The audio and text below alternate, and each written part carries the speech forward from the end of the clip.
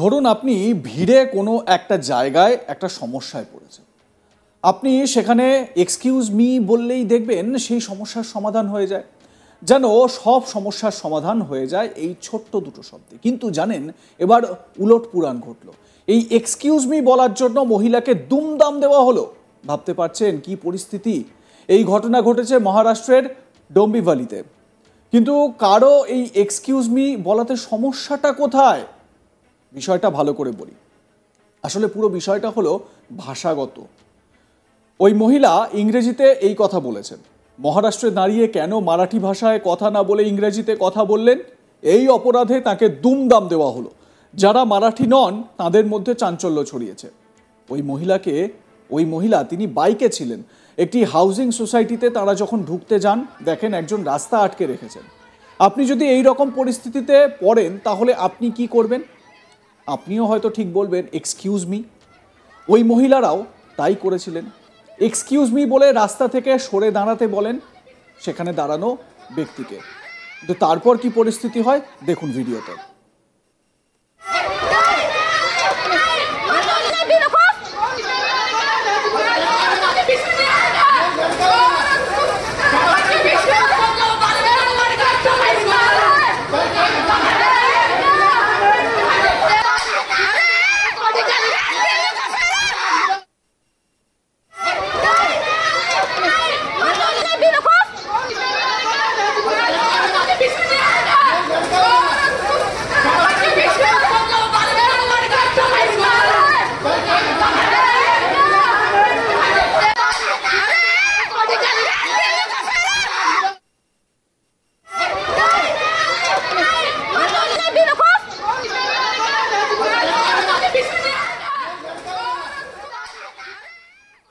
কিন্তু মহারাষ্ট্রে দাঁড়িয়ে মারাঠিতে কথা না বলে কেন তারা ইংরেজিতে কথা বললেন, এই কথা বলে তাদের দুজনকে ওই ব্যক্তি দুমদাম দেন।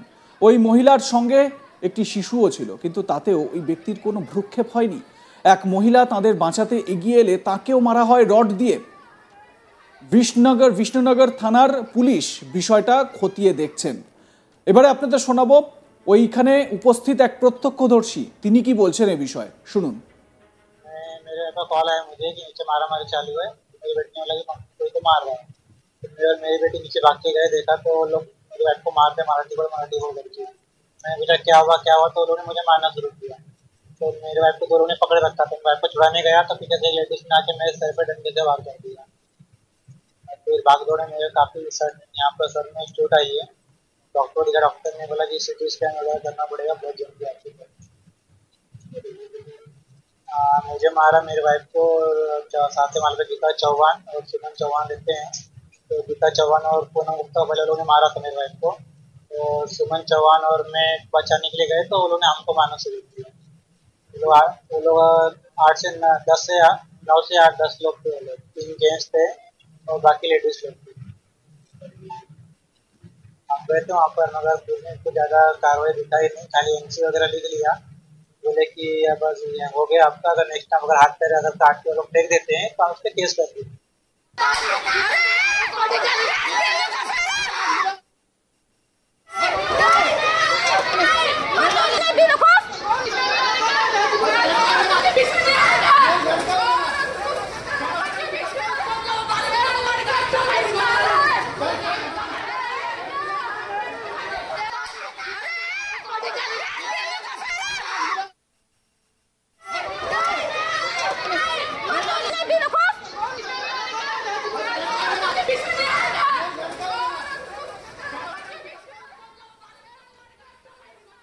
আচ্ছা, এবারে আপনাদের শোনাবো আক্রান্ত ওই মহিলা কি বলছেন শুনুন।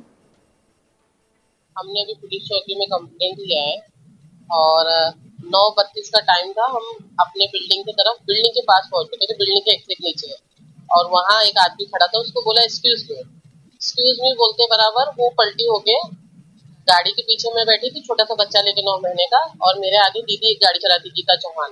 उसका चेहरा उसने नोच लिया और बोला मराठी मत बोली। दीदी बोली मराठी में नहीं बोलूंगी। उसने मेरा गाड़ी पे, मैं बोली पुलिस चौकी फोन लगा दी। उसने मेरा गाड़ी पे ही हाथ मोड़ दिया। हाथ मोड़ दिया, उतने में हम नीचे उतरे तो उसके परिवार वाले ग्राउंड फ्लोर पे रहते थे, तो वो लोग सब हम लोग को मारने आ गए और फिर हम लोग 2 ही लोग थे, हमने भी कोशिश किया, प्रयत्न किया और उन लोग ने हमको मारा, बहुत मारा, मगर हमने उसका रिकॉर्डिंग भी हमने डाला है, पुलिस में शिकायत किया। उसमें 4-5 महिला थे और 3 जेंट्स थे, 3 जेंट्स।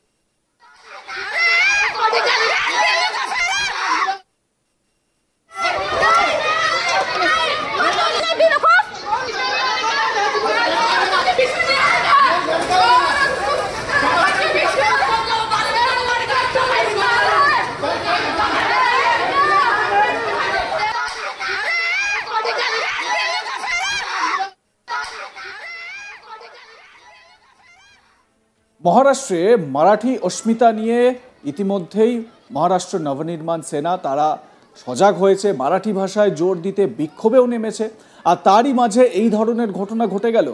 এখন কথা হচ্ছে, মহারাষ্ট্রে এই ঘটনা ঘটলে বাংলায় ঘটবে না তো?